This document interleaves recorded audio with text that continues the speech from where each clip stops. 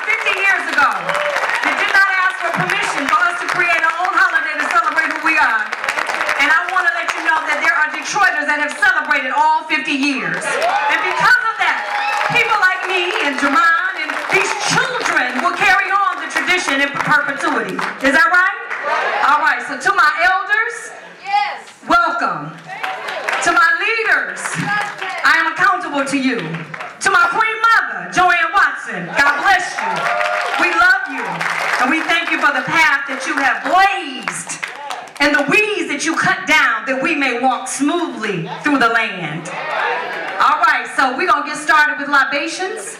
We know that we pour libations so that we never ever forget. You cannot not forget if you don't know. So first you got to go back and fetch it, and you got to get some knowledge so that you don't forget. We pour the libations to honor our ancestors because we are inextricably connected to them. And likewise, we are responsible for the children to be born into this community. The children who will be born to these children that came to celebrate with us today. We have a commitment and a responsibility toward them. And so the circle is unbroken. So we pour the libations, we invoke, we invite, we pay reverence to. Yes? Now I'm going to call some names, and I know I'm not going to miss a name that you wanted me to call. So I'm going to give you an opportunity. I'm going to turn the mic towards you because I want you to invoke and invite. And remember to not forget.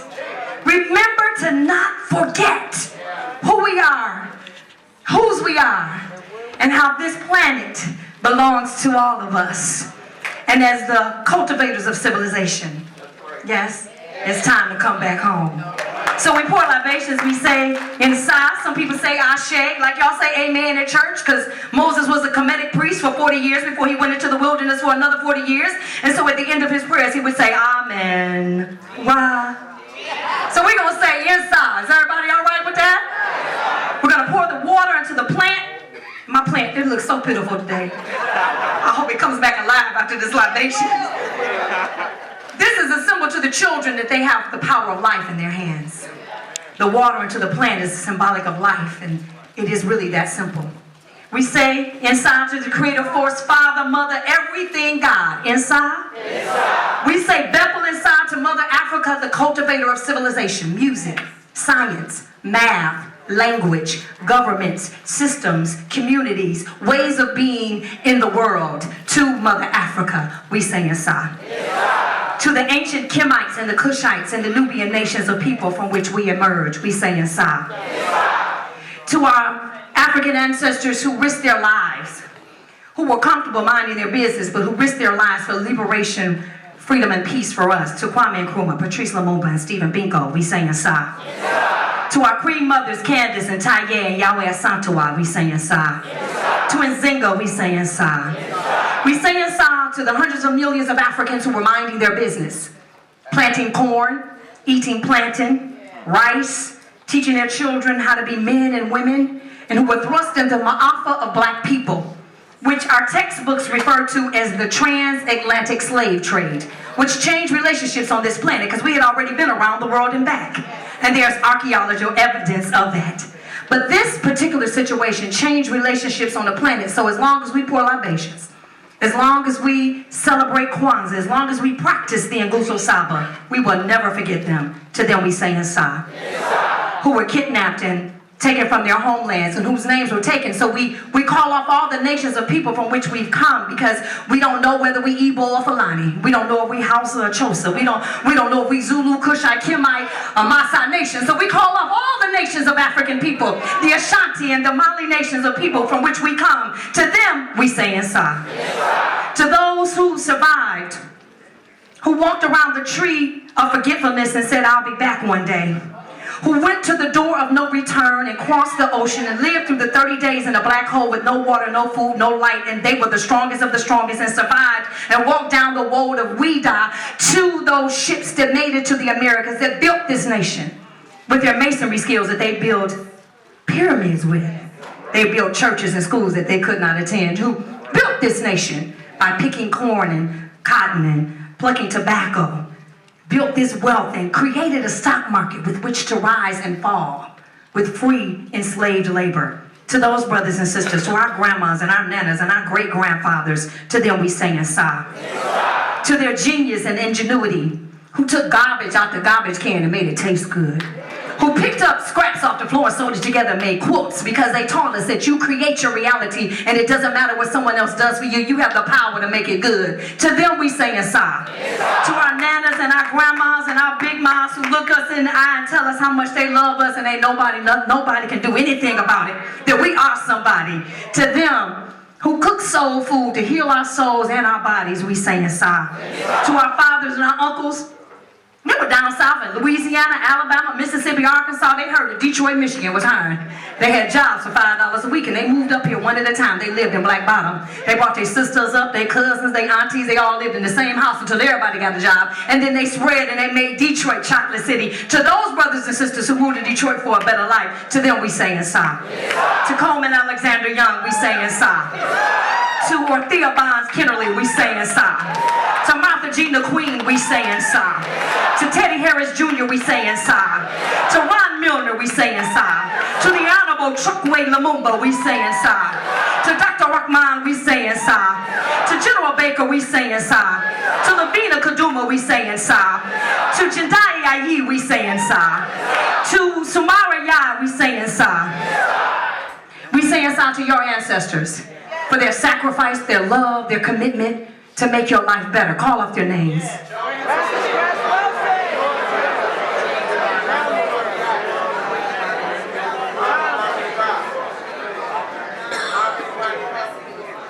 Mami Mani, we saying sa.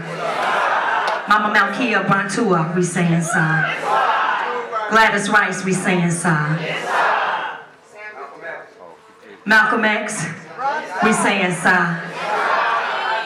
James Baldwin, we saying sa. Lorraine Hansberry and Zora Neale Hurston, we saying sa. To our thinkers, W.E.B. Du Bois, we saying sa. To our doers, Ella Jo Baker, we saying sa. To you, my brothers and my sisters, you in the right place, and this is indeed the right time. To you, we saying sa. And to the children who are yet to be born, may they be able to Google us and see that we looked the enemy in the face and said, not today. May they Google us and call our names and say that we dare to build a community with food security and good education and safe streets, because we have the power to do so. To the children yet to be born, we call them off and saying sa. And I stretch my arm as a symbolic link that binds us together as one family. And as I drink from the Kikombe Cha Umoja, I say what's good enough for me is good enough for the community. And the secret of life, my brothers and my sisters, is to what? Have no fear. Inside?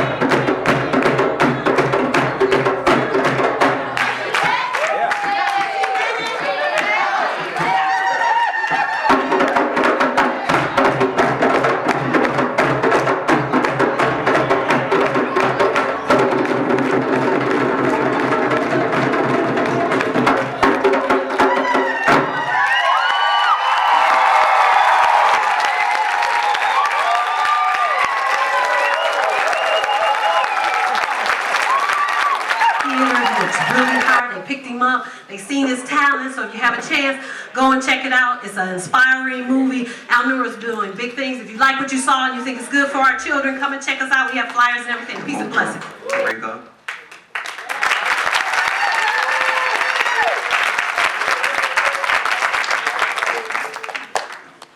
We are focused on family, community, and culture. The roots of Kwanzaa is focused on a harvest, first fruits, really a focus around children. I'd like all the children in the audience to stand, and let's give them a round of applause. They are future generations that have been signed by Dr. Karenga. Absolutely, we should have no copies left to be able to take additional orders. I want to talk just briefly for a moment about our series and what we've been doing this year. It's a very strong year to reflect on, a year of power of programming. We had 350 programs this year.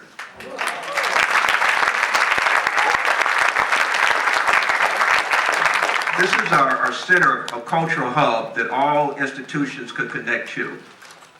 We're very serious about aligning with the principle of Kwanzaa, particularly unity.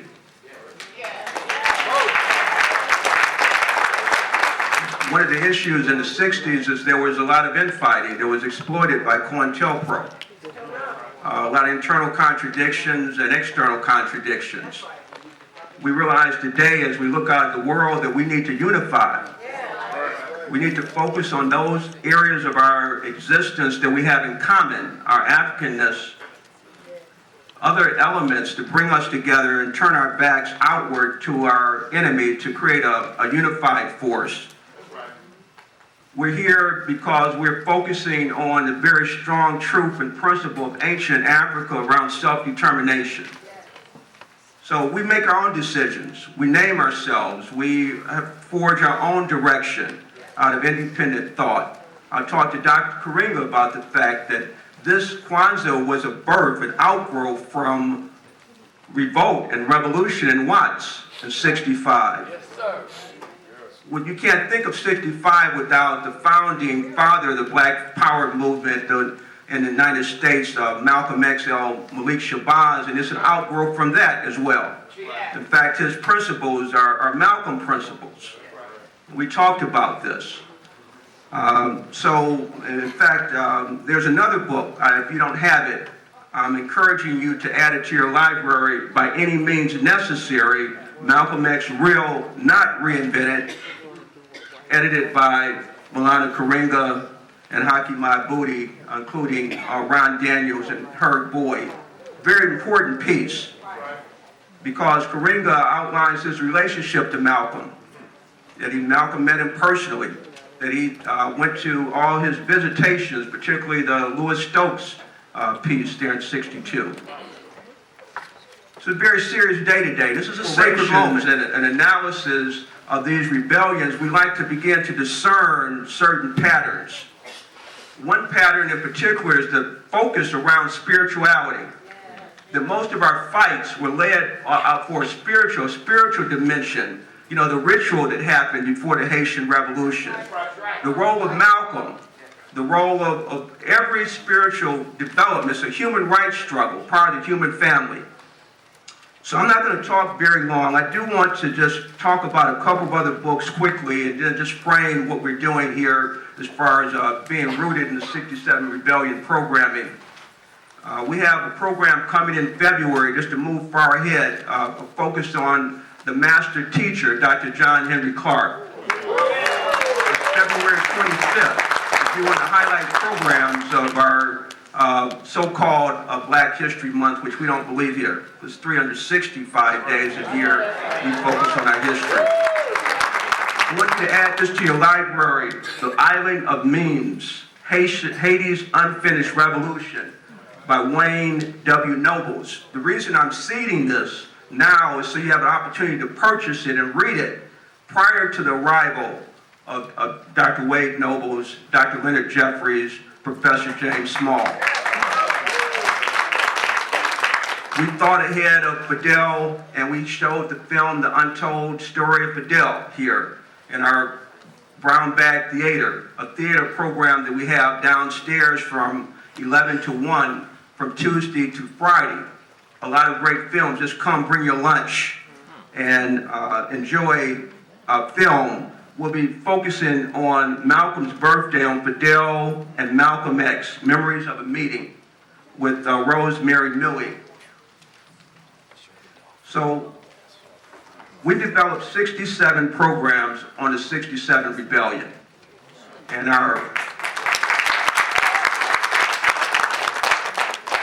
so I want to acknowledge a few people who have been strong supporters of this museum, and very high-level educational opportunities in a variety of areas. Freedom School. John Bolton has been a very strong supporter of our programming here, and we thank him. John Bolton, former Executive Chancellor of Wayne County Community College. Carl Gregory, Dr. Carl Gregory, Dr. Melvin T. Peters, Dr. Earl Henderson, Carl Edwards and Jennings. We collaborate with so many institutions. I won't be able to name them all, but I just wanted to highlight a few. Of course, we're very happy to have on our program today. I'd like to introduce, before we introduce Joanne Watson, who will be introducing Dr. Karenga, I'd like to invite to the stage Sylvia Cyrus. We're pleased to have her join us from Washington, D.C. She's Executive Director of the Association for the Study of African American Life and History of SALA, founders of Black History Month. To say a brief word. We are just a seed. We want to bring a SALA here for a convention. If you get a chance to speak with her, please encourage her in that regard.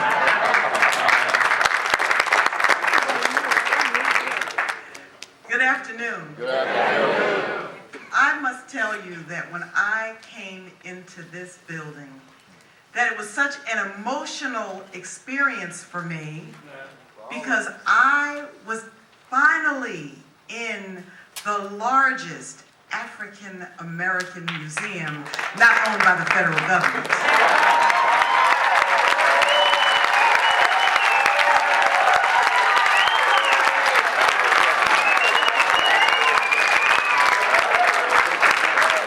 Now, for those of you who don't know a lot about SALA, and I can't imagine that you do not, because of course between your illustrious Vice President here, Lanisha DeBartoleben, and our own local branch president, Jamon Jordan, I'm sure that they have done their job now. And if they haven't, I don't want to know about it. I don't want to know.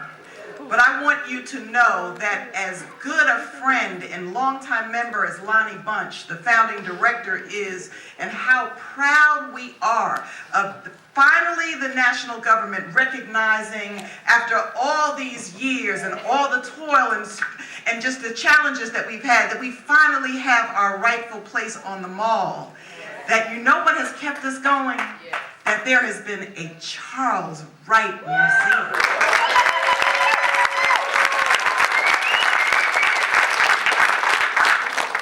So I'm going to also give the plug, even though SALA is a membership association, I'm going to say, who has not finished their holiday shopping? If you have not finished your holiday shopping, raise your hand. Good. There is a great opportunity for you to get it done today. Become a member of this institution. Purchase a membership for a member of your family today. It is more important than any other stocking stuffer that you could provide, because our history and our culture are the wind beneath our young people's wings. And we need this to stay strong. We need your support, because you know the big guy on the mall is going to get his. We want to make sure that this institution remains strong. So we're going to ask that you continue to lead in that way. Dr. Karenga, and to your lovely bride, we are so wonderfully excited to see you here, and certainly we're looking forward to you too when we come back to Detroit, hopefully in 2020. To hold SALA's national conference, to have you be a part of this. And so I look forward to this program. I do have to apologize in advance that somehow you all didn't get the word that I have to get out of here. And so you have provided for this little, snowstorm that they say is coming this way. So if you see me slip out, it is only because rather than leaving tomorrow, I've got to sneak out today to be able to get to some appointments that I have tomorrow. But I just want to thank you all so much for the fantastic support that you have provided to our history and our culture. Keep up the good work. God bless and happy Kwanzaa.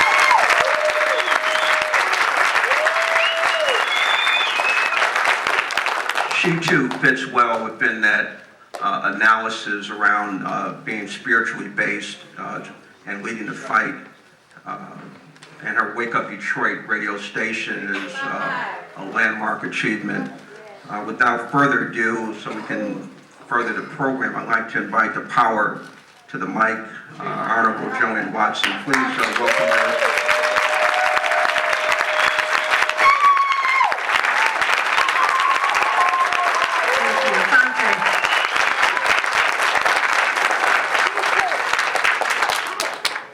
Giving God the praise, only God is worthy to be praised. Habardani! What an honor it is to bring forth magnificent visionary leader for such a time as this. Kwanzaa, the Nguzo Saba, and our constant striving, repairing, renewing, and remaking our world. That's the message. A 50th anniversary Kwanzaa lecture coming from Dr. Maulana Karenga. Yes.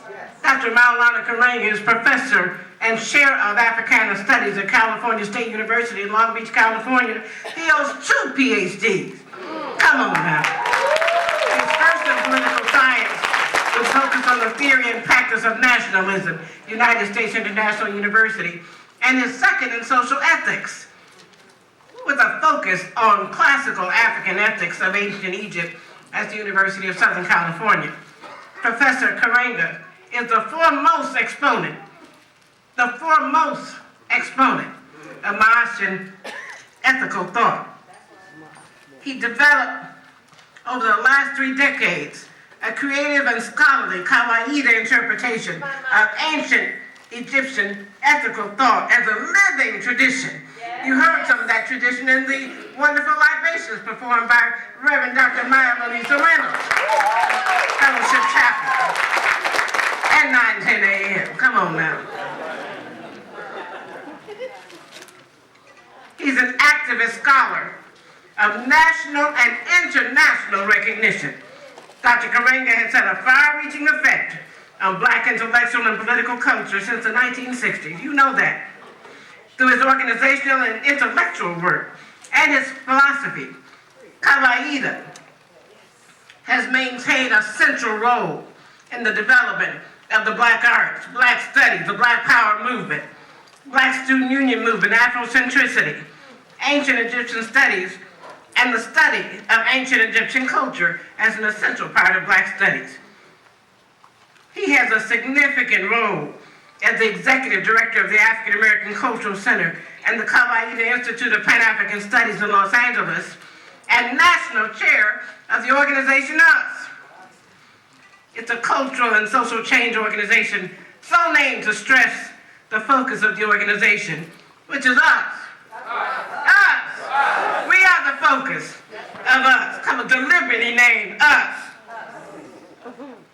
When you consider that in Detroit, Dr. Mario Bedelli, who back in the day was called Richard Henry, founded the Republic of New Africa in Detroit. In Detroit, who was the Minister of Culture named by our leader, Dr. Mario Bedelli? Richard, who was it? None other than Dr. Maulana Karenga. When ASCAC was founded, who was on that founding group? None other but Dr. Maulana Karenga. Everybody in this room has celebrated Kwanzaa. Everyone in this room probably knows all 7 principles. You probably have some kind of Kwanzaa display on your living room table. You probably shared Kwanzaa rituals with your children, with your grandchildren, with the folks at your church and your community and your block club, with the knuckleheads at your office. You've been talking about Kwanzaa. The founder of Kwanzaa is in the house. The founder of the Videographer is in the house. The founder of us is in the house. The developer of the Kawaida philosophy is in the house. With his beautiful wife, Tia Moya, whom we love and respect. Praise God. We need everybody here who loves Kwanzaa, who's been celebrating Kwanzaa, who's been identifying all 7 candles, who has a Kanar and MKK, a unity cup. If you've been doing Kwanzaa, you need to stand up and receive this leader, this visionary, the foremost center of African thought in the universe, Dr. Maulana Karenga. Dr. Maulana Karenga. Maulana Karenga. Dr. Maulana Karenga.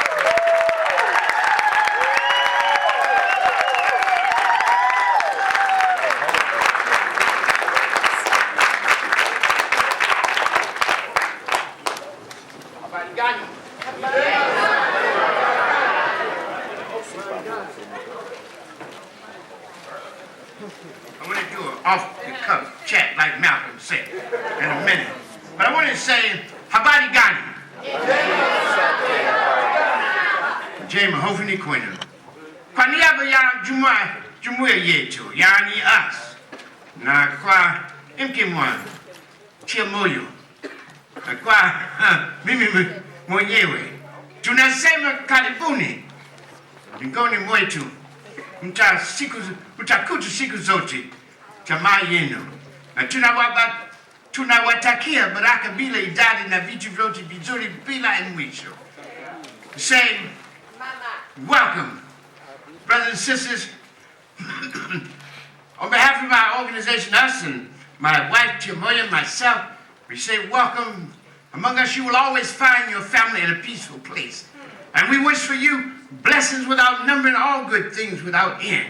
And we bear witness as an African people that as our beginning was great and good, so shall our development throughout eternity be if we dare struggle, speak truth, do justice, and walk in the way of right. Hotel. Ashe. Henny. I bring you greetings of solidarity along with celebration. Because we know we live now in dangerous, difficult, and demanding times. And in the face of evil, there is no way around resistance. In the context of oppression, there's no remedy except resistance. There's no strategy worthy of its name that does not include struggle. And there's no way forward except across the blood-stained and casualty-laden path towards struggle, revolution, radical reconstruction of ourselves, society, and the world. I speak to you from the context of Kawaida. If you don't understand that Kawaida is a framework out of which I created Kwanzaa. Ideas don't drop from the sky. They don't grow from the ground. They don't sail in from the sea. They come from the fundamental content to which we owe our existence. I'm an African. I had to study to create Kwanzaa. So I had to create this philosophy of struggle called Kawaida. Kawaida means tradition and reason, but it means more than that. It's an ongoing synthesis of the best of African thought and practice in constant exchange with the world. The best. Not everything, just the best, according to our moral reasoning at any given time. And so I want you to see that. This is out of Kawaida I created both Kwanzaa and the Nguzo Saba. And I created the Nguzo Saba first. And I looked for a vehicle through which I could teach those principles. Because that is our hope. These principles. There's a lot of things you can say came from the 60s, but nothing as permanent and world-embracing and outward reaching as Kwanzaa and Nguzo Saba. That's just reality. On every continent, did you hear what I said? On every continent, throughout the world African community, we celebrate Kwanzaa. Yes. And it's a beautiful thing because it gives me honor to say I'm glad to see my work flourish in my own lifetime. I am blessed to see it. A lot of our great people weren't able to see that. But we are in our own time able to see this happen. And to see it root itself in the people. And we did not ask for permission. We did not petition Congress or the city council or the state legislature. Nor did we ask the media. In fact, we built it and then they came. Can't count on them. Our president cannot be our teacher. Our president cannot be our mentor. Our president cannot be our facilitator. Otherwise, there's something wrong with us. Rescue me if I'm wrong. That's right. And so what we want to do today is talk about this beautiful holiday that marks its 50th anniversary. 50th anniversary. A half a century of love and struggle and institution building. And I want you to appreciate the Kawita context in which it is created. And I want you to see the beauty of African culture out of which I created this holiday and which you enriched by your embracing it and making it a living tradition. No matter how brilliant my ideas might have been, no matter how much our organization, us, wanted our holiday to thrive, without you and the millions and millions of African people all over the world who took it unto themselves, nurtured it, celebrated it, used it to anchor their lives, to name their children, to build their organizations, to engage in programs to advance their lives. Without this, we would not have the celebration today. So give yourself a hand. On behalf of my wife, my organization, us, my wife Tim Moya, my house, my companion in all things, pretty beautiful. I'd like to thank Mr. Charles Farrell, the director of public program of the Charles H. Wright Museum of African American History, and all those who made this invitation to come and share with you on Kwanzaa possible. But I want to just stress how important it is to have a man in the leadership role like Mr. Farrell, who stood up. It took courage, really, in the midst of so much dissension, so much, like intrigue and, gossip in the sanctuary. You know what I mean?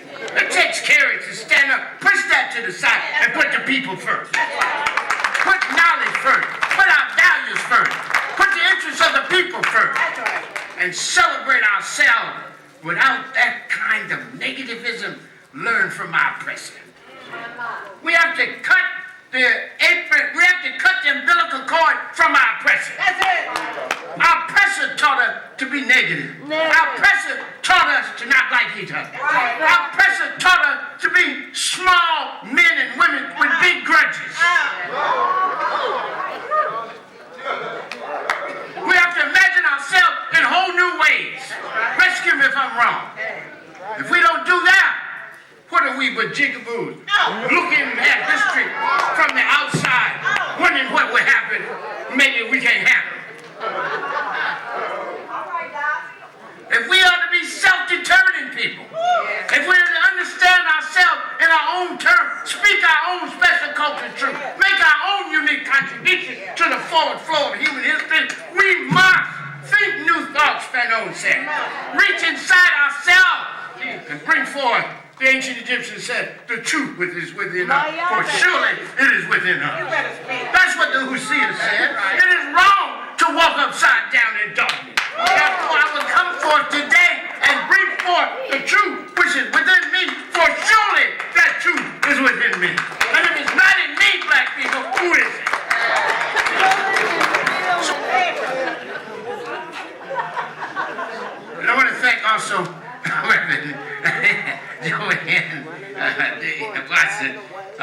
friend and colleague, a warrior woman, a living legend in her own time, Harriet Tubman's descendant of Sojourner Truth. Those tall women and men, and Malcolm X and Martin King and Ella Baker. Those men and women, when they were so tall, they stood up, they were like the heights of mountains, and when they lay down, they were the length of rivers. We honor them because in honoring them, guess what? We honor the best in ourselves. And she points toward that, and she's walking in the steps, so that, as Mary McLeod Bethune said, let us so live and serve, that even when we lie down in death, we stand tall on the platform of service.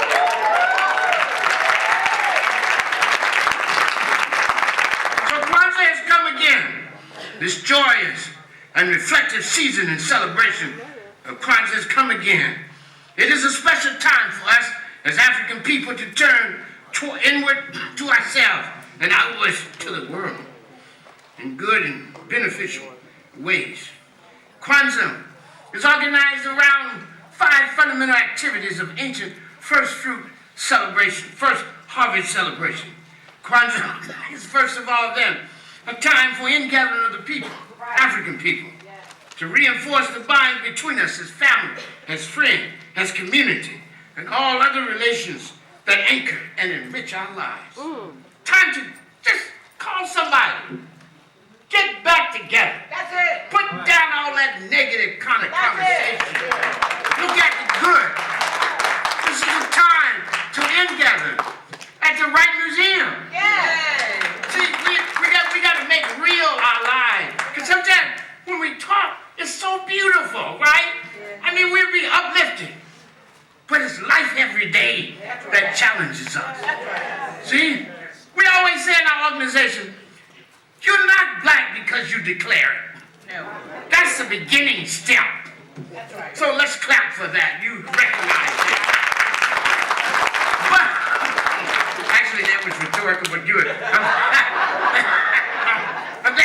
See, we're glad you did that, but now what else will we do? We say you're not black by simple declaration, but what you are. When you come back home, after all day, making compromises on your identity or defending it. When you take inventory, who are you then? That's blackness. And I repeat, another point we say in our organization now, we are American by habit and African by choice. We don't even have to think to be American. We just get up talking American. If we don't watch ourselves, we'll whistle Dixie in the dark. You know what I'm saying?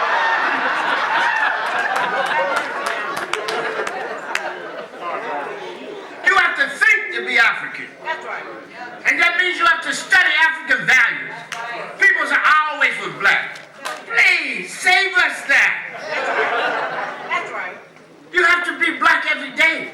You have to reaffirm your blackness. That's it. And you know what you're reaffirming in? Not just pronouncement, but practice. We said in the final analysis, practice proves and makes possible everything. No matter how many times you say you're black, if you don't act it, how would I know? What evidence would you have? Hey, they're dark white people, so we can't go too long for color, right? And we got dark and light people in our spectrum, right? We're the origins of humanity. That's right. So in the final analysis, it's our values and our view and the practice that it generates. That's right. So Kwanzaa's first a time to ingather other people. Second is a time for special reverence for creator and creation. Time for giving special thanks for the creation itself and all the creatures in it. You know, we see this world as sacred space. If you're African, the whole world is sacred space. We got sacred mountains, sacred rivers, but the world itself is sacred because it's a creation of the divine, right? And so it is a time for us to not only give thanks, but to recommit us, give thanks for the abundant harvest, right? The harvest of good. No matter how many tragedies you had, how many disappointments, there's some good in your life. That's right. And you've got to find it. You've got to build on it. That's You've got to expand it. Because if you don't, you'll get bitter. And you won't want to hear anything. You know what I mean? That's right. Everything seems like a curse. That's right. Go ahead. This is what America can do to you. I'll talk about that in a minute. America, not too beautiful, but too ugly. And I don't have to take it back.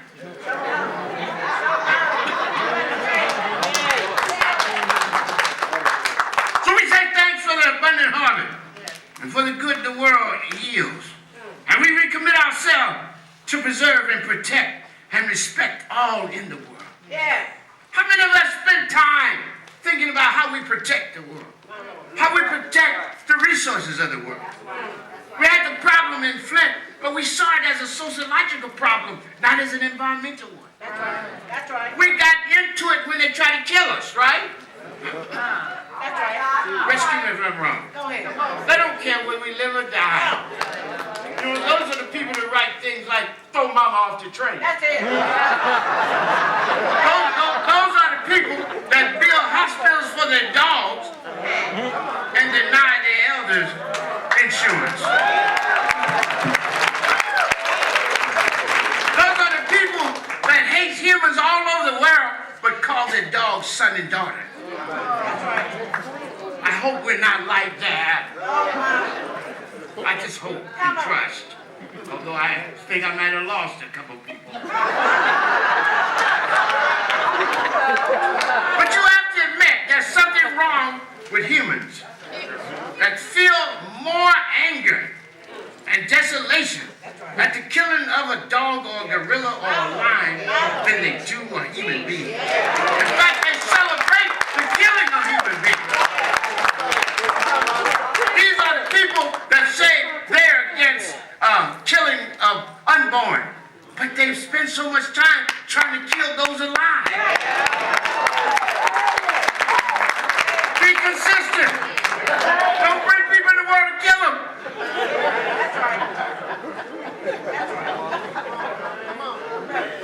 We live, I'm in the teaching tradition, but I know what you mean. I'm with now. But that's it, you know. Look, that's my father. My father's a Baptist minister. May the good he left and my mother, may the good they left last forever. May they look down on me and be pleased with the work I tried to do in their honor and in their memory. And my father was a preacher. He taught me a lot of things. And some of them I've learned and some I haven't. Like, for example, he said, be short. Always lead before your audience.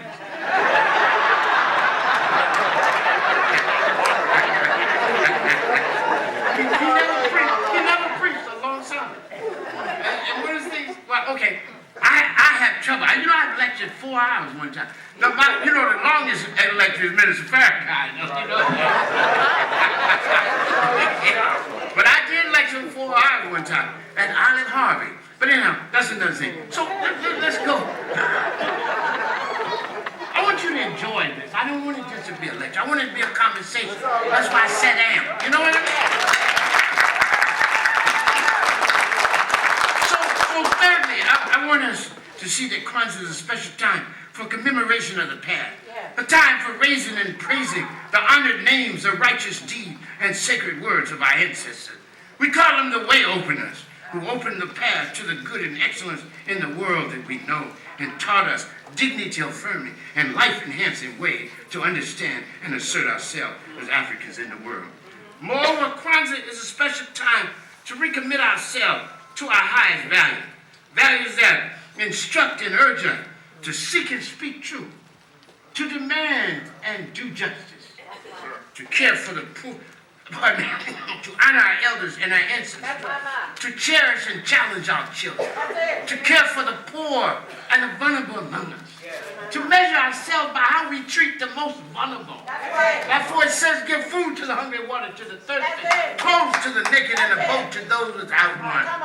Who a father for the orphan, a mother for the timid, a raft for the drowning, a shelter for the homeless, and a ladder for those trapped in the pit of despair.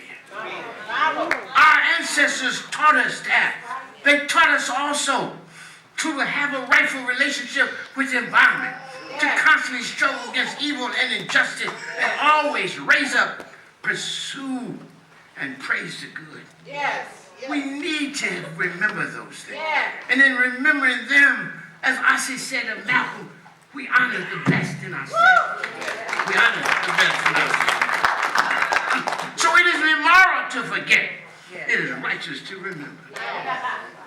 Finally, Kwanzaa is a time, a special time, for celebration of the good of family, community, and culture, the good of our people as a whole, the good of life and love, the good of field and forest, trees and treasured moment, running rivers and rising rocks in a word, the good of the world, and all in it.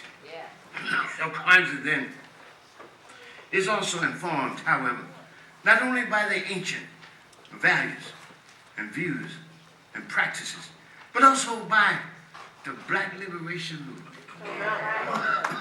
Kwanzaa is a holiday born in revolution and revolt. Kwanzaa is informed by the conversations and struggles of the Black freedom movement in the 60s, especially the Black Power movement. So Kwanzaa became an act of freedom and a practice of freedom. That's it. It's an act of freedom in that it resisted European culture and pluralism that wanted to lift us out of our own history and make us a footnote and forgotten casualty in its own. You wanted to erase our memory and our minds and instead replace it with the filth it called its own views and values. And we resisted that. That's right. Our oppressor would not be our teacher, we said. They cannot tell us how to worship God or celebrate ourselves. That's right. Or how to treat trees. That's right. Or to observe rivers or stars. Or to make sense out of what it means to be a man and a woman in the world. That's right. What is the white man? How dare he even imagine his ability or right to teach us anything? Come on. That's one of the reasons he spent so much time trying to discredit Kwanzaa. Every year they crawl out the woodwork. Why spend so much time? If this is nothing, don't even talk about it. They tried that and it didn't work, right? So what they try to do is to find some regard motion they can to find something wrong. You see, they don't study, and I say you need to study more so you can answer all these things. I did an interview just before I came down here. The guy said, tell me the relevance of Kwanzaa today. I said, well, that's an illegitimate question. That's right. What is it always meant? Right? And I didn't want to do what I usually do because I'm a hard line. Because I would ask them, what's the relevance of Christmas? What's the relevance of Hanukkah? But I didn't want to leave with no black Christian, you know what I'm saying? So I said, well, okay.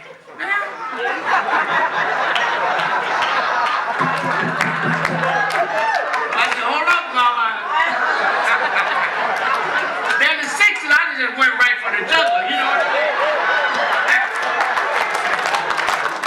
I said, let me watch. And see, Timoya always tells me, she always checks me. After we do this lecture, she'll do me a debriefing. And she'll tell me things I was stressed and some things I need to rephrase. What you say, Tim? And it all sounds good. That's why she's at my right hand. So look at Kwanzaa as a liberation holiday. It's an act of freedom and it's a practice of freedom.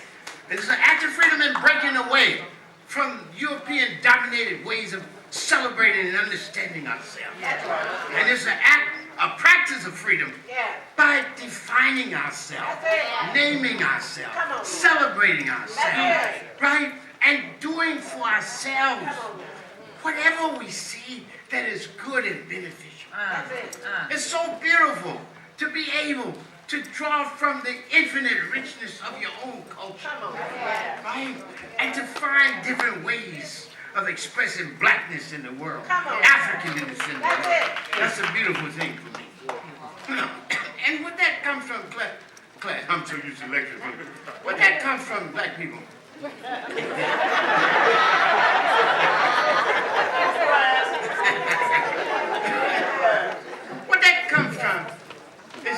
seeing, when I'm still 20, in my 20s, seeing the need for a grounding philosophy. And that grounding philosophy I call Kawaida, which means tradition and reason. But in a larger sense means an ongoing synthesis of the best of African thought and practice in constant exchange with the world. And what I wanted to do was to understand us as a cultural nation. See, all of this is culture. That's right. And what I want you to do, maybe for the first time, is to see culture behind song and dance, or high culture like music and literature, right? That's in it, that's necessary, but it's not sufficient. What I want you to do is think of culture as the totality of thought and practice by which a people creates itself, celebrates, sustains, and develops itself, and introduces itself to history and humanity. And that occurs on 7 levels. History, religion, social organization, economic organization, political organization, creative production, which is your art, music, literature, and finally, ethos, the collective psychology that you achieve as a result of practice on the other 6 levels, in the other 6 areas, right? So when I say I'm a culture nationalist, I mean I do religion, I do history, I do sociology, I do economics, I do politics, right? I do art and literature, creative production, and I do psychology. Right. That's not an area I don't deal with. So when I say I'm a cultural nationalist, that means, number one, I see black people as essentially a cultural nation, struggling to come into political existence. Now, listen to this. I taught this, you can see this in this photo book. But, you know, people like to distort what I'm doing. So let me tell you what this is. There's some people want to make a distinction between cultural nationalism and revolutionary nationalism. But see, that's what we call theoretical culturalism. Cultural nationalism is not to be compared with revolutionary nationalism. It's to be compared with political nationalism, economic nationalism, or religious nationalism. Those are areas of social focus. So Malcolm is a religious nationalist. Right? Obadiah is a political nationalist. That means they focus on politics. Malcolm focused on religion as a solution. I'm a culture nationalist. I focus on all of it. That's right. All of it. Okay, now let me tell you the fundamental principles of culture and nationalism, so you know. So, I forgot to tell you about revolutionary. Revolutionary, sometimes, you know, self-congratulatory announcements of self. You know, we all always revolutionary. It's not a group I know that was doing anything didn't say revolutionary. Raise your hand if you know one after the conversation, right? Everybody was armed, by the way, because we said, arm yourself or you harm yourself. Everybody was against the established order, right? That's just a reality. Anybody that was progressive was against the established order. That's right. Anybody that says I'm with Malcolm had to be against the established order. That's it. You can't just do that. Even Ella Bacon's against the established order. Right. That's right. You couldn't be black and not be oppressed. Malcolm said all progressive thinking people that are oppressed are revolutionary. That's it. Right. That's your only reason. That's your only method that's real. That's it. You can't just. Okay. Now. So we can look. These are different. This is called quality of practice or quality of social movement. Revolutionary, reactionary, progressive, reformist. Those go together, right? So you can be a reactionary political nationalist, like you can be a revolutionary culture nationalist. One is where you focus, the other is the quality of your emotion. That's it. The social practice. That's it. Right? So we're a revolutionary culture nationalist. So here's what you judge for yourself by reading my material, not me listening to gossip in the sanctuary, you understand? But if you really want to know, here's what we said and say now. The fundamental, cultural nationalism is based on 3 fundamental principles. One, that the defining feature of any people or nation is its culture. Just think about that a minute. The defining feature of any people or nation is its culture. Second, that for a people to be itself, it must be what I said, self-conscious, self-determined, and rooted in its own culture. I can't get away from culture. I'm going to culture again. Third, The quality of life of a people and the success of its revolutionary struggle depends upon it waging cultural revolution within and political revolution without, resulting in a radical reconstruction of self, society, and the world. A radical transformation of self, society, and the world. Now, notice I said three things. I didn't say just changing the world. I didn't just changing the society. I said also changing ourselves. And that's what people didn't want to accept. That picking up a piece don't mean you're revolutionary. The lumpen got peace. They had peace from the beginning. The white man got a piece. Matter of fact, you got a lot of them. You know what makes you revolutionary? Is if you make this radical break with established order. When you love the people. And you're willing to give your life for the people and for the struggle. And that you're so busy building on what you're doing, you don't have time to stand on somebody else's head in order to get hype. If you got a narrative, tell it yourself. Don't stand on my head to get hype. That's right. Tell your narrative. I'm telling mine. This is my narrative. This is last during the year. This is last the 50 years I've been teaching. Come on now. Since 65. This is our 51st year. 51st year for us. Now, the last thing I want to just say, and then I want to go back to the 7th principle, because that's the end. I want to end with that. Is this: that when I said that it must result in a radical transformation of self, society, and the world, I agreed with Malcolm and who said we have to go back to Africa. Spiritually, culturally, and psychologically. Why do you think we need to go back? Because I told you we were lifted out. And what the guy did was transform us into our opposite. And so our struggle, as Cabral said, is to return to our own history and culture. Right? So that's what I'm struggling to do since 1965. We see even, this is Cabral and Sekou Touré, even the act of liberation is an act of culture. Because it requires, guess what? A revolutionary culture to both start the revolution and to sustain it. If you don't have a revolutionary culture, it'll act and argue against revolution. That's it. In fact, it'll turn you in. Turn against you. Right? And we must remind the people that they've been in struggle. When you talk about the 67 revolt or the 65 revolt and what?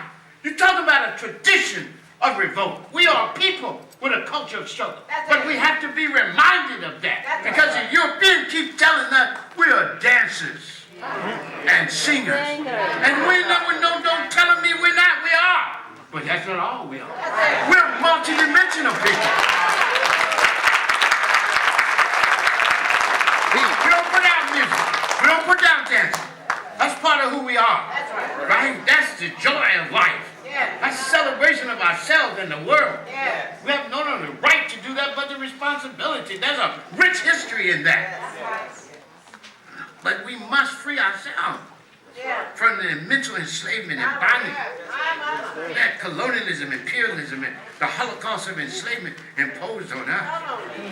That's why Fanon said, when we want to talk about the end of colonialism, it's not just decolonizing the land, it's also decolonizing the person. That's it. The person's mind. That's it. Right? We got to decolonize our mind. Right? And that's what us has been about. Right? Because we know. Does that mean we didn't organize and have one of the strongest, we would argue the strongest paramilitary organization in existence at the time?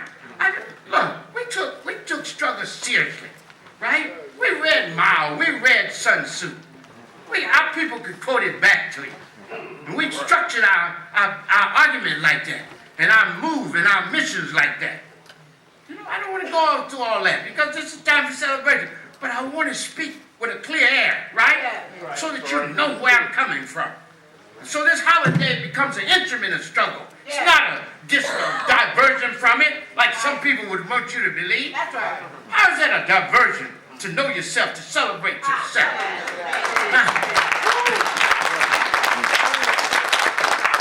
Kwanzaa is an act of resistance, right? Yeah. Kwanzaa refuses to forget. Kwanzaa refuses to embrace our oppression and the oppressor's attempt to deculturalize us. And instead, we saw in Malcolm the need to return to Africa culturally, spiritually, and psychologically, as he taught. And also with Malcolm, we saw culture as a weapon in the struggle and a weapon of struggle. And we said that the battle we're fighting is a battle to win the hearts and minds of our people. And if we don't win that battle, we can't hope to win any of it. Until we break the monopoly, we said so often, until we break the monopoly that the oppressor has on our mind, liberation is not only impossible, it's unthinkable, in which you can't conceive, you can't achieve. We say that again and again because it's true. That's right. And we still have that struggle. That's it. And at the same time, that doesn't mean halt all activities, right? No, we're doing a lot of things. We build institutions just like everybody else. I mean, names that go in the institution, Children Community Health Center, Wash Health Center, the Mafundi Institute that trained artists and gave them a place to do their things, right? I mean, we were in draft resistance, right? We organized, I was telling Mr. Farrell before we came, in 1965, we organized the Community Alert Patrol. We followed the police, took their pictures, right? Gave the people that were arrested knowledge of how they could resist them, and also got them pro bono lawyers. We've been fighting the police and police violence since it started. Don't erase our history to make yours look good. Just tell yours.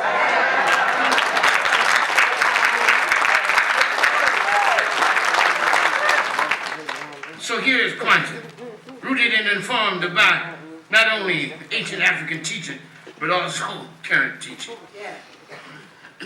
Current teaching growing out of our struggle. Kwanzaa is that self-conscious commitment to return to our own history and to recover the enduring richness of our own culture, its values, its insight, its instructive practices, and to use it as a constant resource to inform, enrich, and expand our lives. Likewise, Kwanzaa reaffirms the centrality of our ancient and ongoing social justice tradition. Kwanzaa embraces its own struggle and its ethical insistence that we seek and speak truth, do and demand justice, care for the poor and the vulnerable, empower the masses of people, pursue peace, continue to expand the realm of human freedom and human flourishing, and constantly repair, renew, and remake the world. Because that's what, that's what Mary McLeod Bethune said. That's it. She said, hey, our task is to remake the world. That's it. It is nothing less than this. We have to remake the world. And Malcolm said, if we're going to remake the world, we have to realize that we are living in the midst of a war. We used to say, y'all, and y'all used to say this in Detroit, if I remember correctly. You might not be at war, but you're in a war. So you better get ready. We should say, arm yourself or you harm yourself. Now, however you want to harm yourself, that's up to you. But let's start with knowledge. Let's start with the army of knowledge, right? However else you go, let's have knowledge. Because without that, have values also. Because if you arm yourself, you actually can harm yourself. If you don't have knowledge and if you don't have values. That's right. So let's be honest about this. It's a long time it takes to build a serious revolution. We can say it, but 50 years out, where are we? How many people are left? How many people are still on the black battlefield for a better world? All the bad talking people, where are they? Even if they don't like somebody else, what about them liking each other just long enough to keep going? We have to be honest about these things. Kwanzaa calls us to revisit the principle of emotion. Can we be, again, Dr. Farrell mentioned about we had internecine struggle. Yes, but that wasn't always so. At the beginning, until white people were brought back in the movement, we were together. So that's something we need to think about. Can we do this differently this time? Right? What can we do to, in fact, solve the problems of the past without discrediting the whole past? I wouldn't discredit any organization totally. I can say I've criticized other organizations One, you've never heard me do it publicly in the paper. You go back in the research, I didn't do it. People attacked me, but I didn't do it because I thought it was a principle. That was a weakness and a strength at the same time. We can talk about that later. But I think it's very important for us to practice what we talk about: operational unity, unity in diversity, unity without uniformity, and unity on common ground issues. We've got to do that. And so I think it's very important for us to realize that at Kwanzaa we're obligated to ask ourselves, given how Kwanzaa is born in struggle, what is the moral meaning of our lives? What does it mean to be an African living in a time when evil is enthroned and put on a presidential pedestal? What does it mean when we're asked to accept elected evil and to give it a chance to prove itself? Even if it's put on a presidential pedestal, we don't supposed to accept it. We don't accept evil and injustice in anything. How do we respond to a world where claims of progress mask real oppression, the disruption and destruction of human lives and the natural environment? Indeed, how do we deal with living in such a dangerous and difficult world, and where aggression, empire, and occupation are justified by racialized religion, manipulated fear, and military might? How do we live in a time when police violence is the order of the day and reality, and resistance is called for on every level? Even in grade school, we have to defend our children against police violence, police arresting them, handcuffing them, that's right, even killing them. That calls for unity. There's no way to resolve that. No way to resist that system without our unity. There's no way. Clearly, in the context of oppression, as I said earlier, there is no resistance. Pardon me. There's no remedy to oppression but resistance. No strategy worthy of the name without struggle, and no way forward except to cross the casualty-laden battlefield for a new society and a new world.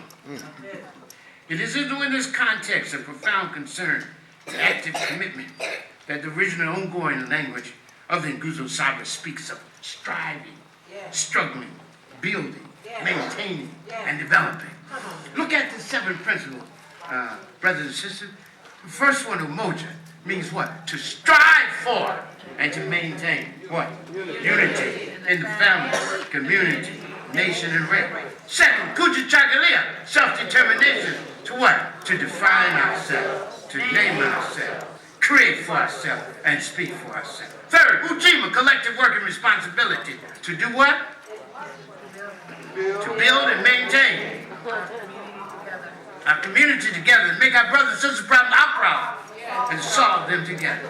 See, we got to get them, you know. I just threw it out there to show you where we are. Teach it to the children.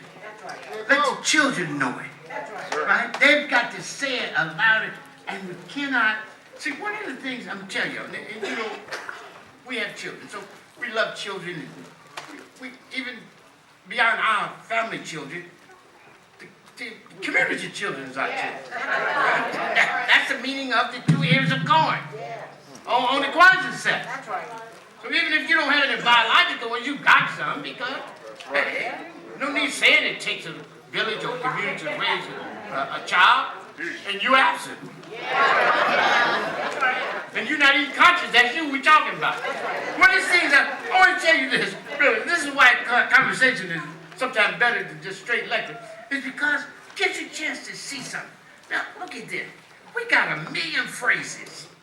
It takes a village to raise a child. I am because you are because. Do we ever think about what these actually mean for us personally? Or do we think this is for somebody else? A lot of times, people actually believe they're talking to somebody else. If you ask other people to read, you have to ask yourself, how often do I read? If you say you like Kwanzaa, how do you justify buying plastic fruit for Kwanzaa?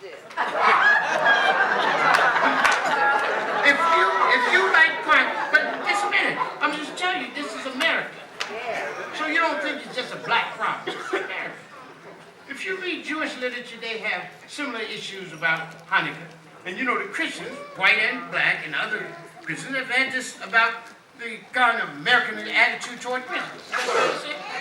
Everything is convenient. Hit it and quit it. Get down and get away. You know what I'm saying? We don't even have time to think about what we're doing.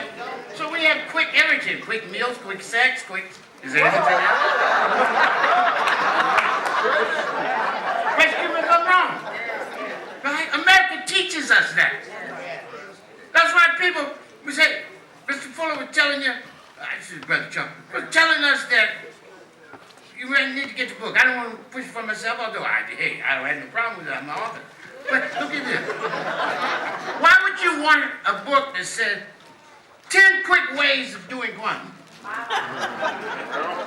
Why you need a quickie?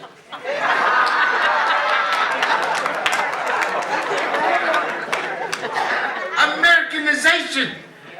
We are American by habit and African by choice. And every day we got to choose to be African. Every day we got to choose to be African. Okay, so let's choose to be African. So we talk about striving. We talk about struggling. We talk about building. We talk about maintaining. We talk about developing. We talk about creating and increasing good in the world. And therefore, although the Nguzo Saba of necessity focus first and foremost on African family, family, community, and culture, in their most expansive extent, they have a message also for society and the world. Now, this throws people off. You know, every great message, whether it's Islam or Christianity or Buddhism or Mat or Ifa, all of these have two aspects to them. A particular and a universal appeal. Yeah. A particular origin and a universal appeal. That's because all knowledge, all culture comes from a people. That's right. Yes. And it bears a particularity of that people. Yeah. Do y'all see that? Yeah. So it might start in Palestine, it might start in Arabia, it might start in India, it might start in Egypt, it might start in Yoruba land, but the message is so powerful. Yeah.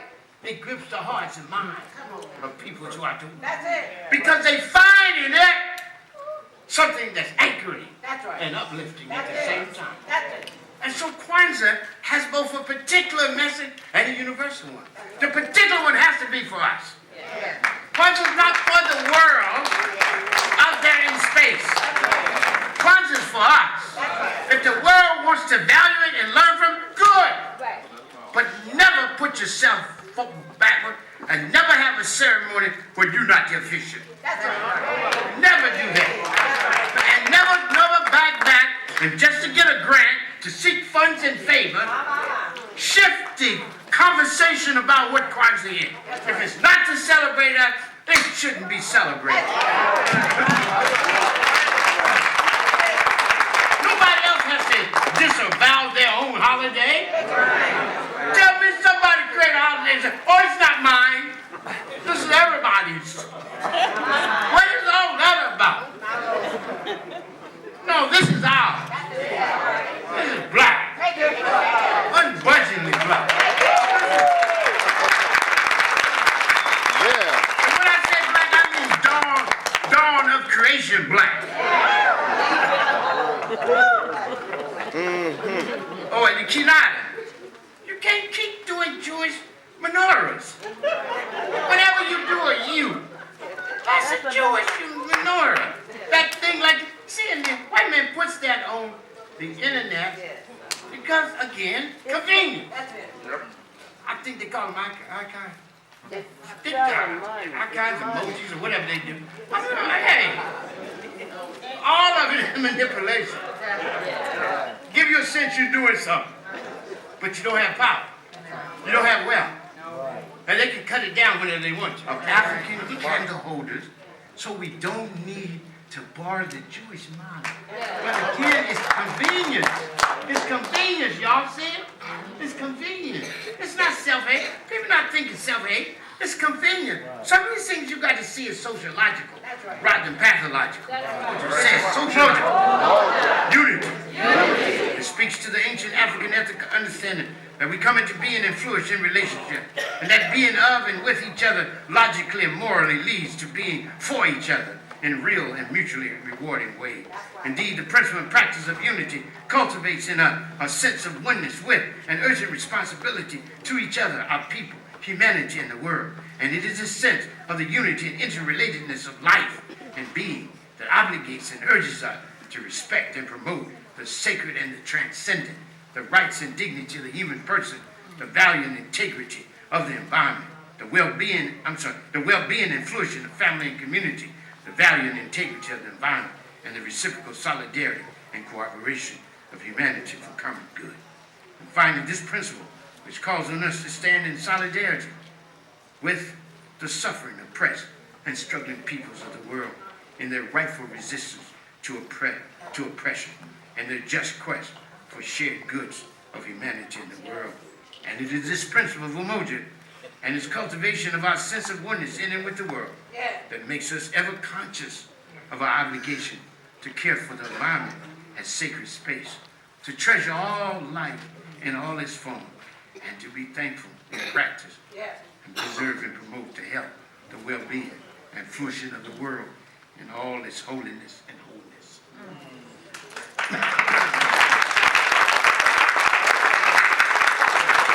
The second principle of Nguzo Sabe, Kuchichagalia, self-determination.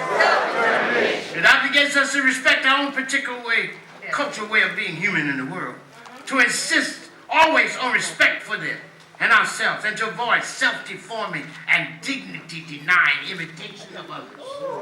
Moreover, this principle and practice of self-determination obligates us to define ourselves by the dignity-affirming ways we walk and work in the world. It tells us to name ourselves in reverent respect for identity as bearers of dignity and divinity. And it calls on us to create for ourselves in the good-producing and world-preserving ways of our ancestors. And finally, it calls for us to speak for ourselves in ways that reveal our rootedness in and respect for our history and our highest values. Third, Ujima, collective work and responsibility. The principle that encourages us to commit ourselves to work and struggle to build a caring family, the moral community, the just society, and the good world we all want and deserve to live in. It teaches us to constantly search for and sustain common ground in our best of our moral value, to engage in cooperative projects for the common good, and to assume personal and collective responsibility for each other, the community, society, and the world. And this is the meaning of the principle's emphasis on building and maintaining our community together and making our sisters and brothers' problems our problem and solving them together. Next. Fourth principle, Ujamaa. Cooperative economics. It is a principle and practice of shared work and shared wealth in the world. It calls for and cultivates economic practices which demonstrate due respect for the dignity and life-affirming necessity of work, the right to a life of dignity and decency, and thus a right to an equitable share of goods and good in the world. Inherent in this concept of Ujamaa, which literally means familyhood, is a commitment to the unity and kinship of peoples and the world. Indeed, Kwanzaa and the Nguzo Saba offer the practice and promise of the harvest as lessons in how we are to live our lives together, plan and cultivate and create good together, and then share the abundance in just and equitable ways. Moreover, a project of cooperative creation and sharing of good, Ujamaa seeks just treatment and benefits for workers, and egalitarian distribution of wealth in the world, due consideration, care, and support for the vulnerable, and profound respect for the environment that protects it from mindless and market-driven consumerism and ensures its plunder, pollution, and depletion against our interests.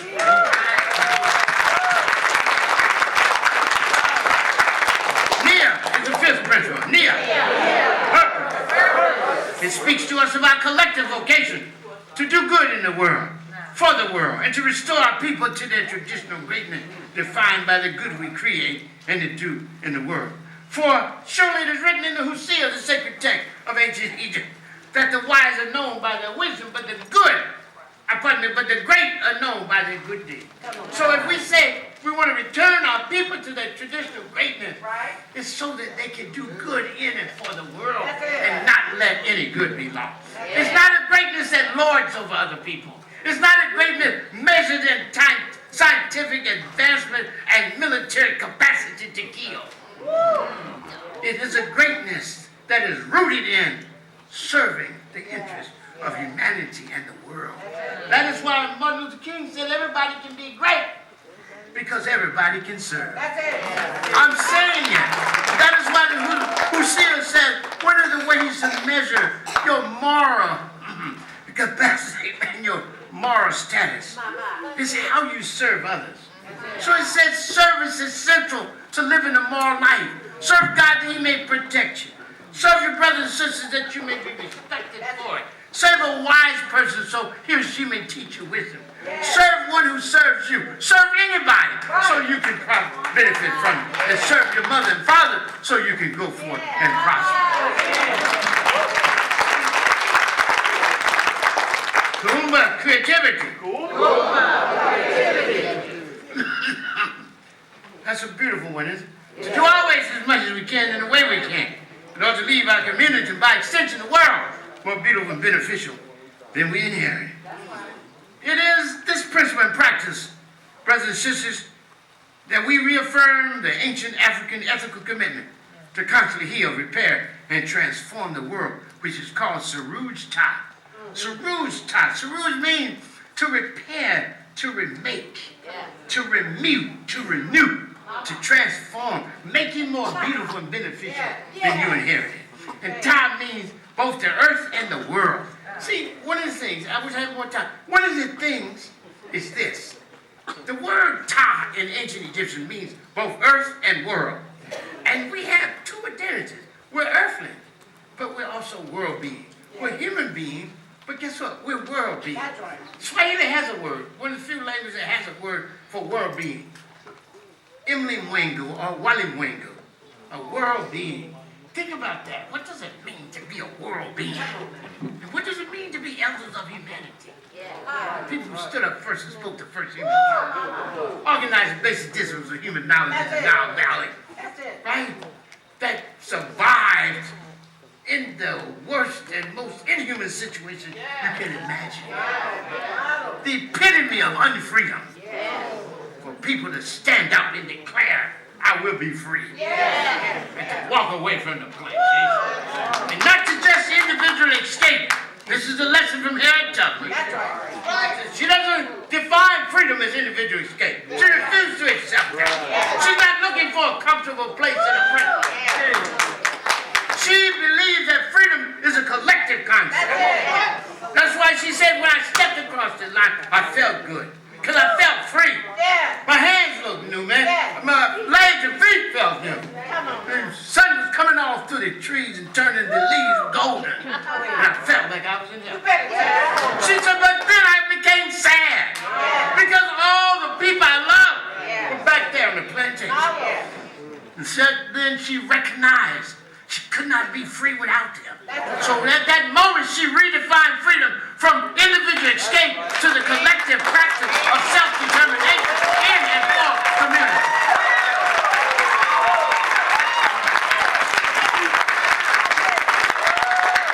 So she did what we must do. Turn back around and face the oppressor. And go in the midst of his camp, turn his table over, put a new agenda of freedom on the table.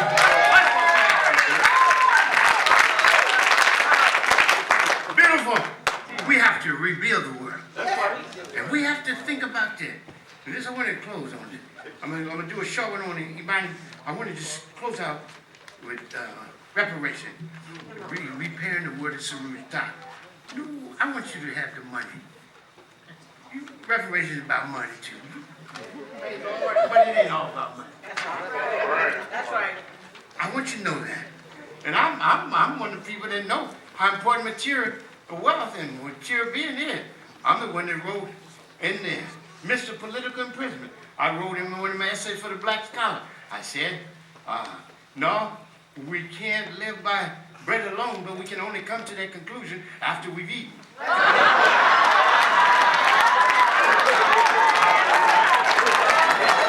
I know how important material basics of life is. But I want us to see that the reparations is a healing of ourselves in the process of repairing the world that injures and oppresses us. You will never be repaired. See, reparations means repairing of a gross and grievous injury. Right? And the Holocaust of enslavement. By Holocaust, I mean a morally monstrous act of genocide that is not only against the targeted people, but also a crime against humanity. Right? And it expresses itself in three basic ways. The morally monstrous destruction of human life, the morally monstrous destruction of human culture, and the morally monstrous destruction of human possibility. Now, given that, you can't take money for it. You can get money, but you can't see that as the solution. Then there's totality, right? Then there's subsequent oppression, right?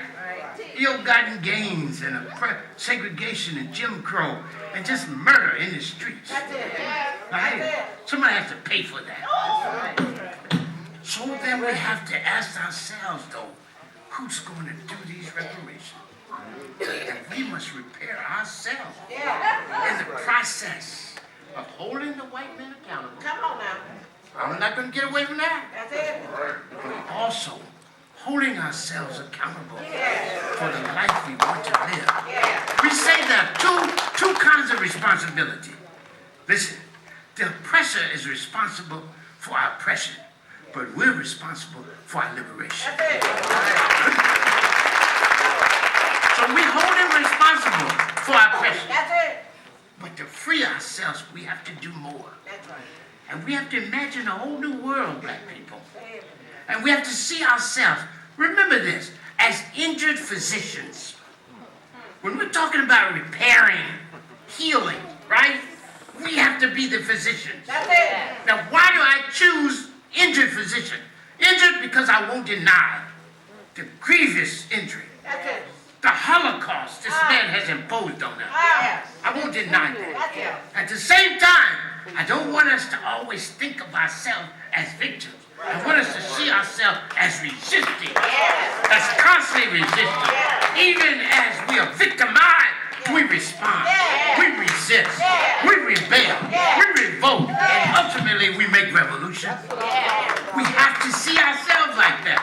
And physician means we have it within our minds and heart. We have our capacities and we have our potentialities to solve every illness we suffer. Those imposed and those just growing out of the context in which we live. The environment can create a certain consciousness. Condition can create consciousness. But consciousness can alter conditions. Otherwise, we don't live the lives we ought to live. The last principle is Imani. Faith. To believe with all our heart in our people, our parents, our teachers, our leaders, and the righteousness and victory of our struggle. To believe in ourselves, black people. To believe in our Creator. To believe in our mothers, our fathers, our sisters, our brothers, our grandmothers, and grandfathers, our elders, our youth, our future. Faith in all that makes us beautiful and strong. And faith in the righteousness and victory of our cause. Faith that through hard work, long struggle, and a whole lot of love and understanding, that we can again step back on the stage of human history as a free, proud, and productive people. So I say to you what the ancestors say each day to me. Continue the struggle. Keep the faith. Hold the line. Love our people and each other. Seek and speak truth. Do and demand justice. Be constantly concerned with the well-being of the world and all in it. And dare to rebuild an overarching overarching movement, that prefigures and makes possible the good world we all want and deserve to live in. For this is our duty. Would you repeat it after me? To know our past and honor it. To engage our present and improve it. And to imagine a whole new future. And to forge it. In the most ethical. Effective. And expansive way.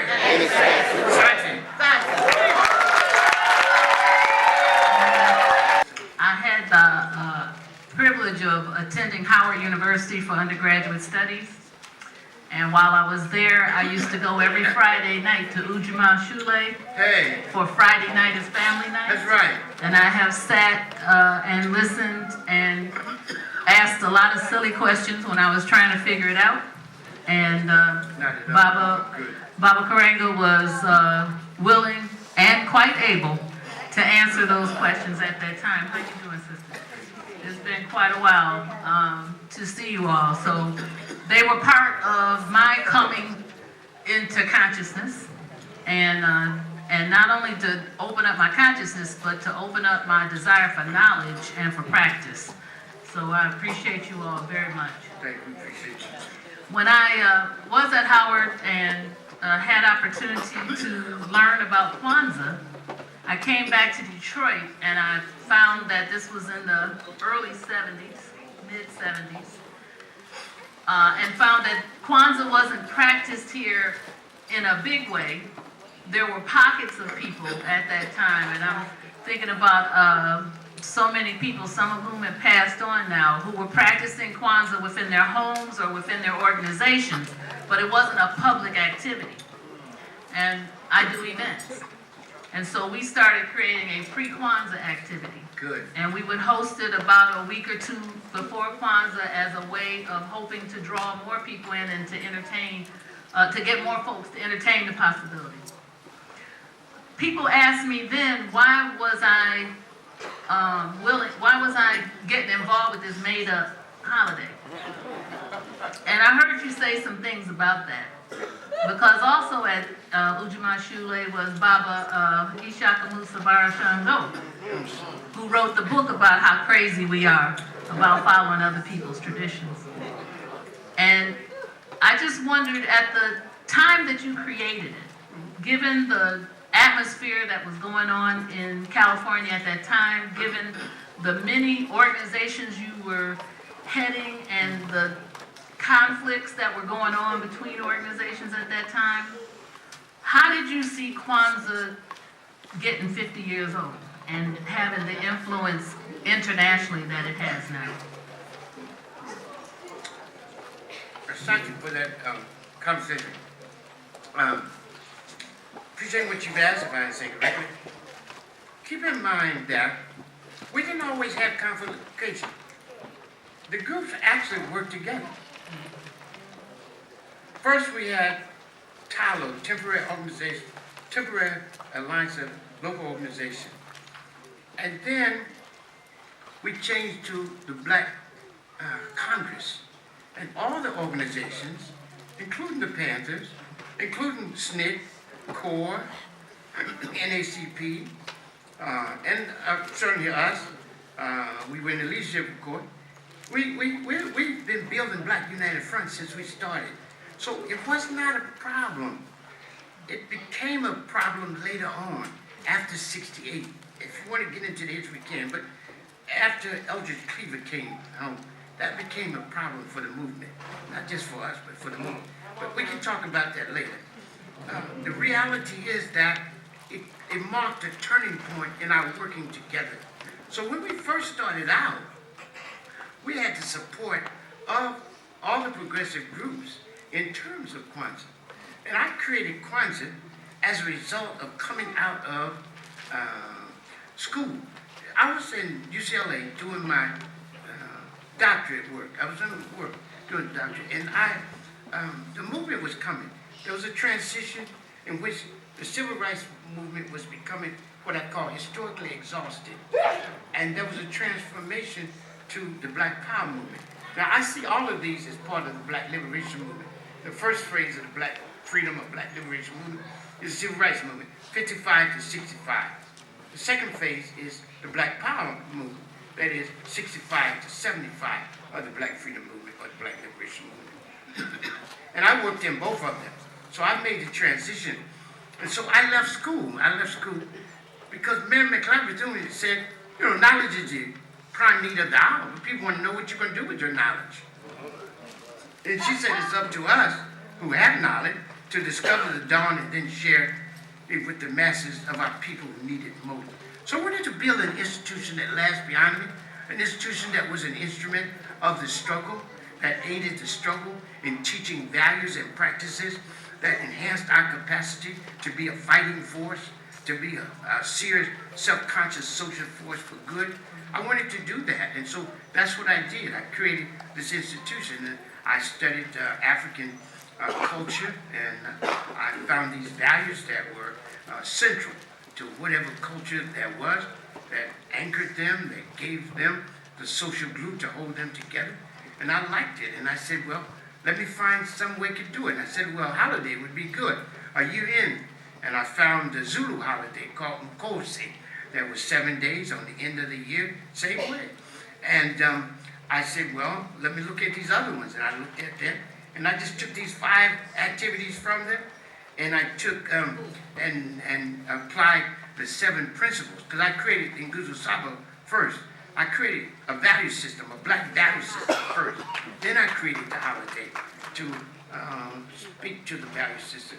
So just to sum up, I created Kwanzaa in the context of revolution and revolt as an instrument of struggle, as an aid to the struggle, and I created it for 3 reasons. One, to reaffirm our rootedness in African culture, because as I said earlier, we had been lifted out of African culture and made a footnote and forgotten captured someone else.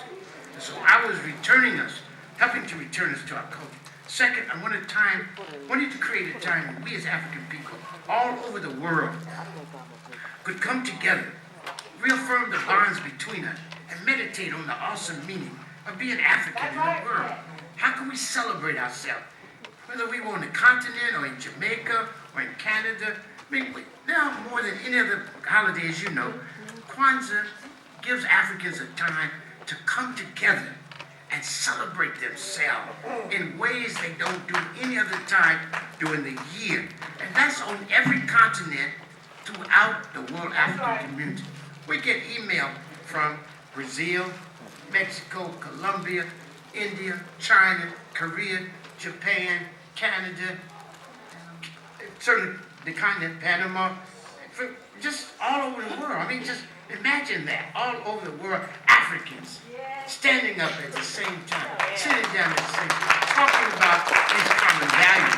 That's a very important thing, and I really never want you, as African Americans, to minimize your role in that, because you are the parent people out of which this grew, and then, just like if we celebrate a Ghana holiday, we celebrate Saba Saba from Tanzania. That's their holiday, but we feel comfortable with it, celebrating it, right? And we celebrate yam festivals from Yoruba and Igbo culture, but it's their culture, but it's also ours. So we have particular and universal. We have African American, but it's Pan-African at the same time. And the final reason I created Kwanzaa is what I started with, is that I wanted to introduce the importance of communitarian values that stress and strengthen family, community, and culture. And of course, the key communitarian value, the hub and hinge on which the holiday turns, or the Nguzo Saba, the 7 principles. Well, it's been a brilliant plan, Baba. You've taken our number 7. Yes. And built upon the magic, spiritual and cultural magic of that number. And we've been able to use that celebration of Kwanzaa as a way of bringing our community together, the many fractious, segmented portions of us, because we can tell people it's not a holy day, it's a celebration. And so you don't have to have any specific religion You don't have to be aligned with any particular organization. As long as you recognize yourself as an African and a person of African descent, this is your holiday, these are your principles, and it has worked beautifully. Here at the museum now, we're very grateful that over the last so many years, the museum has taken on all 7 days and has celebration here all 7 days, which is not a small feat for a museum that's dependent upon the African American community to sustain itself. Yes, sir. I think it's very important for us to remember that I self-consciously created Kwanzaa as a culture holiday as distinct from a religion one. Remember I told you, culture is the totality of thought and practice of a people. Religion is one aspect of it. So what I wanted to do was to demonstrate that African culture is old enough, wide enough, deep enough to include all these traditions without sacrificing any. So people from Christianity, Islam, Ifa, other traditions, Buddhism. So I saw some black Baha'is, and sometimes they send me notes on what they do to it. People from all the traditions, they celebrate because what they're celebrating is their blackness, their Africanness. And that's the beautiful thing. That's the sacredness of it.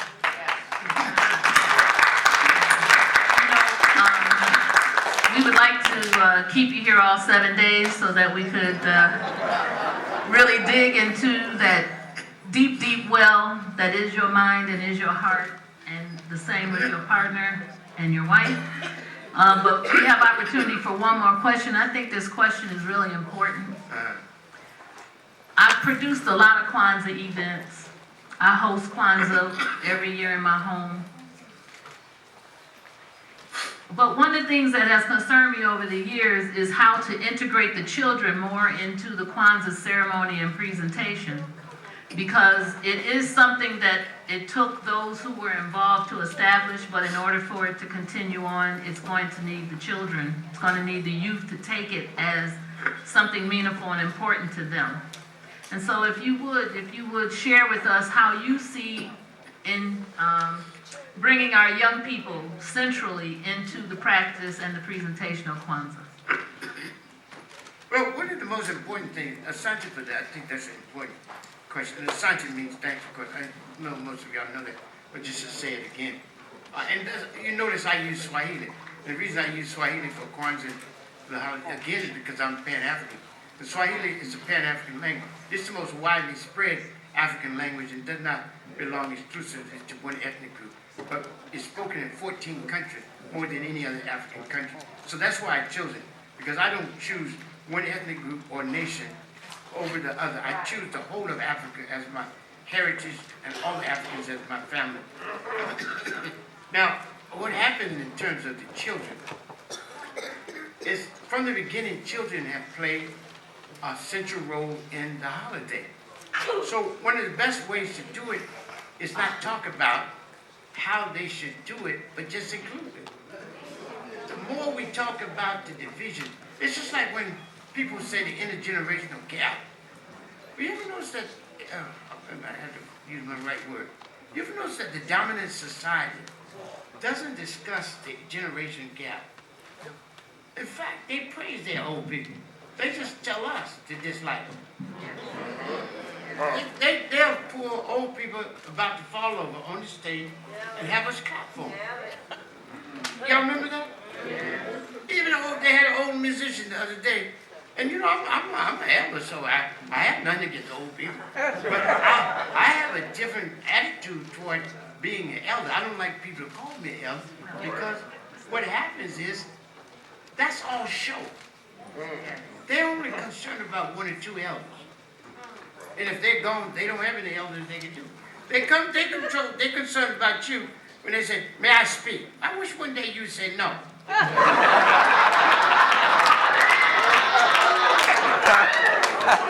Then you'll see what's happening here. So I'm not for ceremony. I'm as active, I'm more active than the students in my class. I teach students from freshmen to graduates, right? I'm as active as they are. I don't see them as just taking over from me. I see myself as training them, mentoring them, right? That's what I see myself as. But I also see myself cooperating with them, participating in them, using my gift and my ability just like they use theirs. And I don't talk about the division, I talk about common ground. So if I'm putting together a Kwanzaa set, come on, y'all. They bring something, here's what we do. I'll make sure it's right because I have more knowledge. But one day, they'll be able to say, oh no, we have to put one thing here and add to it. So you set up a situation where they just normally do it. You know, nobody asks somebody, now how can we include people in this meal we get ready? I would include children in dinner. And I think you're right. No, I love the response. Okay, good. You know, because sometimes what happens is that people put so much emphasis on their children, they miss them. Now let me show you how. They believe that they can love their children into success. No, you have to cherish and challenge them. There's a point I made at the meeting in March. I wrote the mission statement, as you know, and in the last part of it, I said, we have to cherish our children as well as challenge them. And a lot of times, if adults aren't careful, they turn themselves into ATM machines, where they have nothing to give the children but money. They've lost confidence in themselves. Can I have this thing? So they're poor, they say, oh, my child knows how to do. This is just tapping, y'all. Come on. All right. Why are you bragging on that? Why are you talking bad about yourself, about you can't do it? If I can't do it, I'll have Timothy do it. If she can't do it, I'll do it. If we can't do it, we'll get somebody to do it. I have nothing to do. Look, my mother and father made a good day left last family. I would never, I got 2 PhDs, right? I would never think I knew more than they. All right. They know what they know, I know what I know. They are the ones who brought me to this point. You have to stop letting the dominant society make you ashamed of being a parent and let your children talk to you like you have no more role except giving up the money.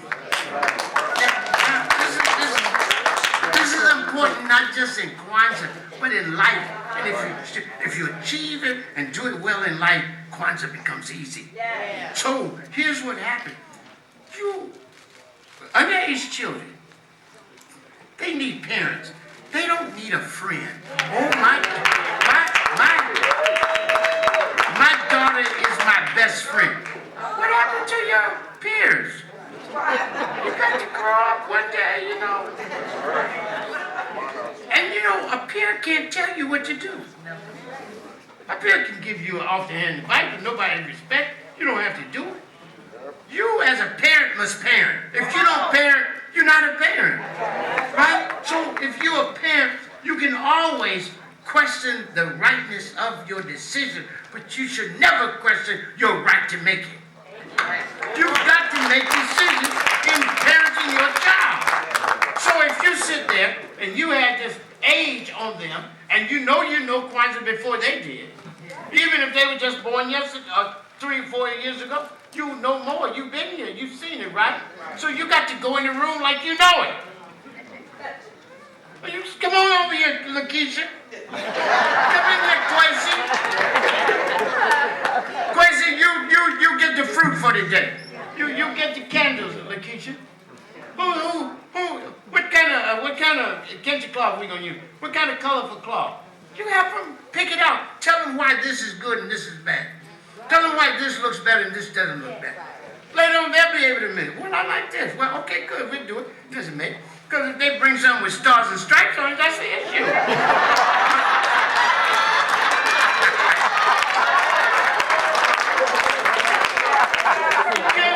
So they're gonna say, look, you know, they got a Kwanzaa card and it's got a menorah instead of kinai. It's your responsibility to say, let's not use that. Oh, I try to tell them, but you know, they make up their own mind. Hey! No wonder they nothing worse for me. You know, I've been counseling since the 60s, over 50 years. And one of the worst things for me is to see a child talk bad to their parent. You see? But even worse is the parent accepted and had to. I'm so dumb. I don't know nothing. That's self-castigation and self-negation. That's immoral. It's un-Christian, it's un-Muslim, it's un-Buddhist, it's un-Martian, it's un-Ephraim. That's not a tradition I know where that's justified or justifiable. That's right. So, what I would suggest to you is treat Kwanzaa as a normal practice in life, like you do sitting down for a meal or going somewhere together. And one day, they'll bring you to things and say, oh, it's time for us to do Kwanzaa. I want to do this. They'll start volunteering. Yeah. But let's talk about it as fun too.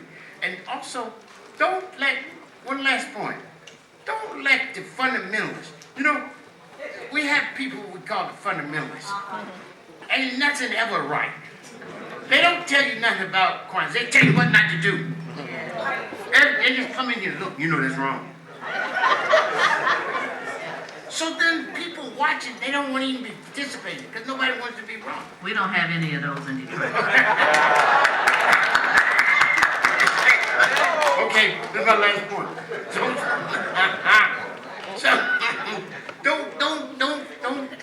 Don't make Kwanzaa a bore. Make it fun. Enjoy it. It's not a lecture, is it, Bob? It's a celebration, isn't it? What'd you say? I say Kwanzaa celebration, not a lecture, right? It's a celebration. Something for that. It's something for the end. No, that wasn't a hint.